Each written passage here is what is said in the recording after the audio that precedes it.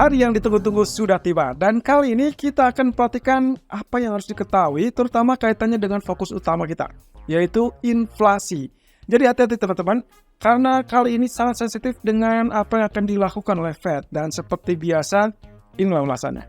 Oke, seperti biasanya kita coba tinjau terlebih dulu apa yang menjadi faktor penggerak market setidaknya sampai tadi malam. Ada 3 hal penting di sini yang tercatat sampai at least pertengahan malam, yaitu kalau kita lihat dari pergerakan harga minyak. Ternyata minyak kembali turun ke level $71. Setelah sebelumnya sempat sentuh level 73, tapi kembali tertekan di level 71. Cuman di sini mungkin penekanannya adalah dia tidak bergerak berdasarkan hal yang terlalu heboh ataupun terlalu menakutkan. Di sini catatan yang saya punya adalah kaitannya dengan data inventory Amerika. Ya, benar. Data inventory Amerikanya ternyata dirilis positif alias bahkan jauh lebih besar daripada ekspektasi yang mengharapkan ada penurunan yang cukup signifikan. Minus 675.000 ternyata muncul dengan angka 13.000. Oh, oke. Ini cukup positif dan akhirnya supply berarti cenderung berlebih. Nah, dengan di tengah kondisi di mana geopolitik juga masih tidak bisa dipastikan karena geliatnya masih naik turun, jadi kemungkinan data inilah yang menekan sentimen minyak. Tapi secara garis besarnya tidak terlalu menakutkan, jadi sebetulnya penurunan pun sepertinya hanya relatif sementara. Tapi kita akan lihat, karena penggerak berikutnya adalah data inflasi, tergantung dolar nanti malam akan bergerak mana. Apakah dia akan menguat atau dia akan melemah. Penguatan dolar tentunya akan merugikan, dan itu berarti kondisinya harga minyak akan cenderung tertekan kembali. Walaupun dengan garis batas area support 69 dan level 70 itu yang akan menjadi level perhatian para pelaku pasar. Saya jadi penasaran, apakah kali ini kita akan dapatkan lagi level 67 atau justru berbalik naik ke level 73 atau bahkan 75. Nah, nanti saja kita akan lihat dengan skenario CPI nanti malam. Nah, sebaliknya kondisi yang agak sedikit kontras dengan apa yang kita harapkan dari China. Ini adalah kabar yang cukup bagus dan ini sebetulnya yang membuat kenapa Hang Seng cenderung bergerak positif tadi pagi. Jadi yang saya dapatkan, data menyebutkan bahwa kemungkinan PBOC sudah melakukan salah satu langkah utama terkait dengan pelonggaran kebijakan, yaitu terkait dengan mereka menyetujui terkait dengan suntikan dana 100 miliar yuan dalam bentuk kredit untuk perumahan. Dan saya rasa ini cukup potensial untuk kebijakan berikutnya. Dan ingat, di tanggal 15 itu berarti kebijakan MLF alias suku bunga pinjaman jangka menengah. Lalu kemudian kita ada lagi di tanggal 20. Dan biasanya itu selalu saling terkait. Jadi apa yang terjadi dengan MLF alias Medium Term Lending Facility akan juga berimbas kepada LPR atau Loan Prime Rate di tanggal 20-nya. Kalau MLF-nya berhasil dipangkas, ya saya rasa kita juga akan dapatkan LPR juga akan dipangkas. Jadi selisih 5 hari saja, dan itu yang akan mencerminkan keseriusan dari sisi PBOC untuk menggelontorkan atau membantu ekonomi. Nah, kemudian terkait dengan sisi kebijakan fiskalnya, pemerintah juga mulai merencanakan untuk melakukan pelonggaran kaitannya dengan pemberlakuan visa, dan ini tujuannya untuk meningkatkan geliat wisatawan ataupun bahkan untuk tujuan studi dan juga untuk tujuan bisnis. Ya, saya rasa ini adalah hal yang akan disambut baik, terutama untuk turis-turis mancanegara alias orang-orang asing yang ingin datang ke China. Jadi inilah gejala yang sudah pasti akan dinantikan oleh para pelaku pasar, apalagi Hang Seng sudah turun sampai menjelang atau mendekati level critical, all time low. Jadi kita akan lihat apakah ini momen yang sangat tepat atau tidak. Dan terakhir, kabar yang cukup sedap saya dapatkan dari Jepang.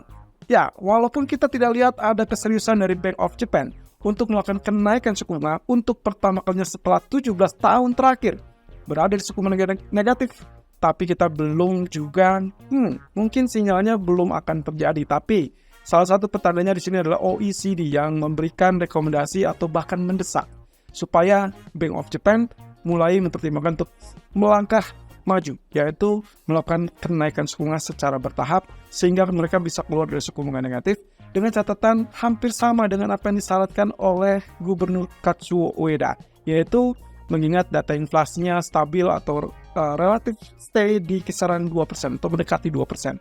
Ya, kemarin terakhir 2,5 ataupun 2,8 itu sudah cukup dekat. Jadi kisaran-kisaran sama, tapi tinggal tunggu dengan tingkat upah. Nah, kemarin datanya agak mengecewakan. Tingkat upah real ternyata turun. Sehingga itulah yang membuat kenapa USD Japanese Yen mengalami kenaikan.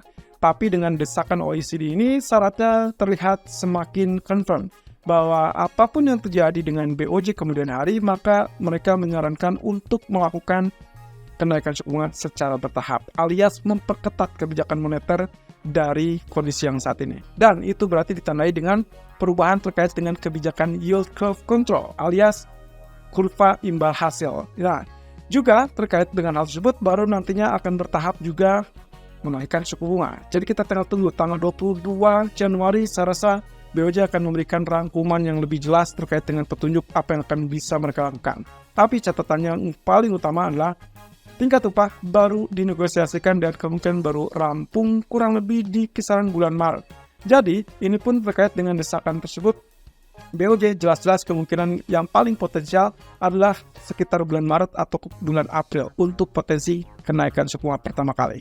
Ya, kita tinggal tunggu saja perkembangan lebih lanjut.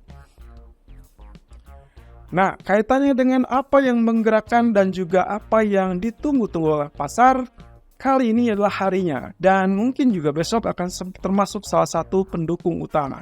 Oke, kaitannya dengan kebijakan nanti malam, ada dua hal yang mungkin akan menjadi sisi kontras atau kontradiksi antara kebijakan yang diharapkan dari Federal Reserve ataupun PBOC. Tapi sebetulnya, garis besarnya adalah kaitannya dengan inflasi yang turun atau melemah alias melunak.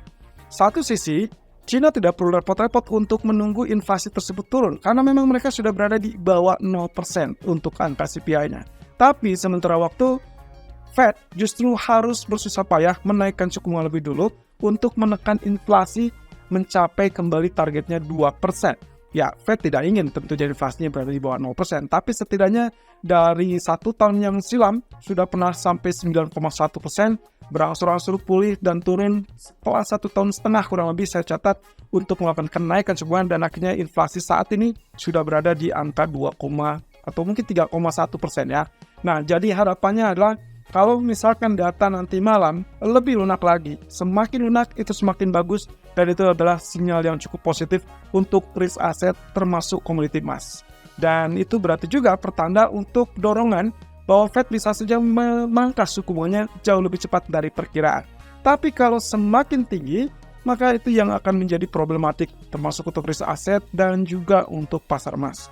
Nah, otomatis di sini kita harus lihat berapa angka yang spesifik untuk diharapkan muncul. Nah, kita selang terlebih dulu dengan data inflasi China. Besok itu akan rilis di jam 8.30. Kalau misalkan kondisi dari Amerika yang inflasinya turun, berarti akan mengharapkan terkait dengan pemangkasan suku bunga lebih cepat. Sementara untuk People Bank of China, kita akan lihat apakah inflasi China ini turun apa tidak, karena itu kaitannya dengan tingkat permintaan domestik. Kalau kita lihat dari inflasinya relatif lebih rendah, otomatis desakan untuk stimulus ekonomi, baik itu dari bank sentral ataupun pemerintah akan semakin dekat. Jadi kita akan tunggu di situ sampai hari besok. Dan ini semua completely juga akan membuat tingkat permintaan global yang kemungkinan akan lebih baik kalau misalkan China mulai bergerak. Kemudian apa yang disampaikan oleh dari Gubernur Bank Sentral dalam hal ini adalah BOE, yaitu Andrew Bailey dan juga dari John Williams dari Presiden Fed New York. Ya, keduanya sebetulnya memberikan rekomendasi yang cukup bagus. Kalau misalnya kita lihat dari Bailey, dia tetap yakin dengan kondisi bahwa harus tetap melakukan kenaikan suku bunga atau mempertahankan suku bunga tinggi supaya inflasinya turun. Karena sampai saat ini mereka masih berkutat, inflasi masih tetap di 3,8%. Ya, dan itu yang harus kita coba tinjau lebih lanjut. Apakah mereka bisa menekan itu tanpa harus menaikkan suku bunga apa tidak? Kendalanya adalah beberapa masih yakin bahwa ekonominya masih cukup kuat, tapi beberapa menilai sebetulnya kondisi ekonomi dari Inggris cenderung melambat. Jadi kita akan tunggu saja data-data lebih lanjut. Tapi dalam hal ini garis besarnya adalah BOE tidak memberikan isyarat akan melakukan pemangkasan suku bunga. Itulah sebabnya kenapa pound sterling mengalami kenaikan. Sementara dari John Williams, Fed New York mengatakan hal yang hampir sama terkait dengan Fed belum selesai. Tugas Fed untuk menekan inflasi sampai 2% belum selesai. So far 3,1 berarti masih punya PR yang cukup signifikan ya, 1,1%. Nah, tapi di sini garis bawahnya adalah dia setuju dan mengakui bahwa inflasi secara berangsur-angsur sudah mulai penurunan. Jadi kalau kita lihat di sini, kondisinya tetap by data. Semua data akan dirampungkan, dan catatan yang paling penting, yang tak kalah penting, yang paling utama adalah tidak hanya melihat satu data saja, melainkan total data, teman-teman. Artinya, kalau kita rampungkan atau kita simpulkan dalam kesempatan yang sama, maka Januari, Februari, Maret itu adalah data yang paling kritikal untuk menentukan apakah Fed akan memangkas suku bunga di bulan Maret atau tetap di bulan Mei, dan berapa besar yang akan dipangkas. Apakah tetap 75 basis point sesuai dengan FOMC yang di bulan Desember dot plotnya, atau justru bisa lebih besar, tergantung dari seberapa lambat laju inflasi untuk saat ini. So, kita tinggal tunggu malam nanti apakah dia akan turun di bawah 3% atau tidak. Nah, inilah skenario-nya. Seperti biasa, ada 4 skenario. Skenario pertama tentunya kita prediksikan proyeksinya mungkin ada di kisaran-kisaran yang tidak terlalu jauh dari angka ekspektasi. Ekspektasinya adalah kenaikan 3,2% untuk inflasi utama atau CPI. Untuk basis tahunan tentunya 3,2% dari previousnya 3,1%. Oke, langkah pertama, inilah skenario pertamanya. Kalau ternyata asumsinya aktual lebih tinggi dari ekspektasi, saya kira-kira mungkin 3,3 ataupun 3,4%. Of course, dolar akan menguat, tapi dampaknya sebetulnya emas mungkin hanya bergerak relatif turun, tapi mungkin sepanjang data tersebut ya saya perkirakan 5-10 menit lah ya, atau 15 menit pertama total.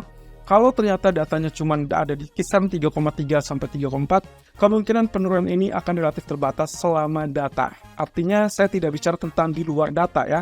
Kalau sudah di atas jam 20.45, kemungkinan responnya akan berbeda lagi. Nah, kemudian itu berarti singkatnya, skenario pertama itu tidak memberikan efek volatilitas yang terlampau besar. Hati-hati. Kemudian skenario kedua adalah kalau misalkan angkanya muncul di atas 3,4% atau mungkin di atas 3,5% lah ya, yang paling ekstrim, yang paling tinggi.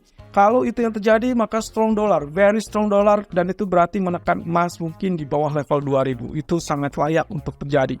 Tapi kalau tidak, mungkin skenario pertama saja. Cukup sampai 200 di 5 atau mungkin 2010 atau mungkin 2015 pun sudah terjadi rebound. Nah, skenario yang nomor 3, kalau ternyata datanya di bawah ekspektasi, kita prediksikan mungkin kisaran 3,0-3,1%. Oke, dolar kemungkinan akan melemah.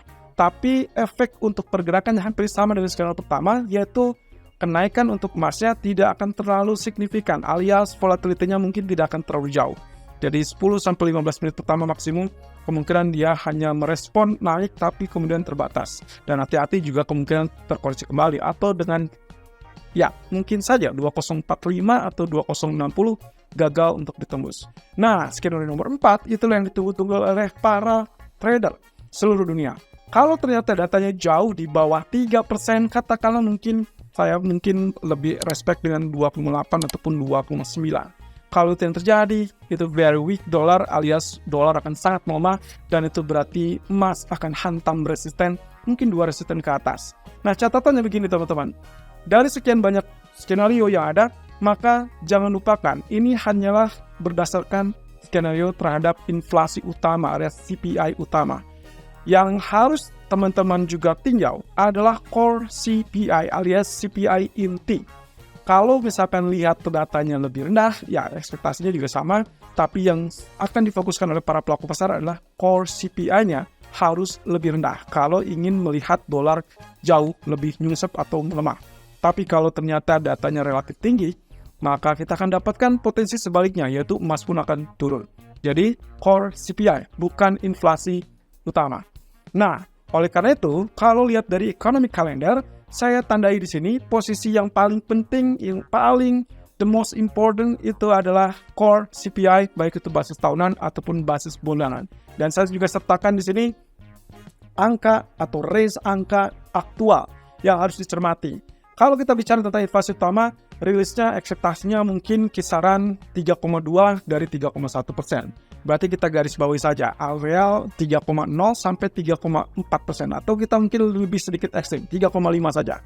Artinya, selama datanya cuma muncul di antara 3,0 sampai 3,5, itu kemungkinan tidak akan terlalu banyak bergerak. Tapi kalau di luar ekspektasi itu, maka kemungkinan dia akan bergerak sangat volatile saat data dirilis. Atau bahkan bisa jauh lebih lanjut kalau jauh lebih ekstrim tinggi atau ekstrim jauh lebih rendah. Nah, itu juga yang berlaku untuk core CPI-nya. Jadi hati-hati, semuanya fokus kepada core CPI dan perhatikan range datanya, apakah aktualnya jauh lebih besar, ekstrim lebih tinggi, atau ekstrim lebih rendah.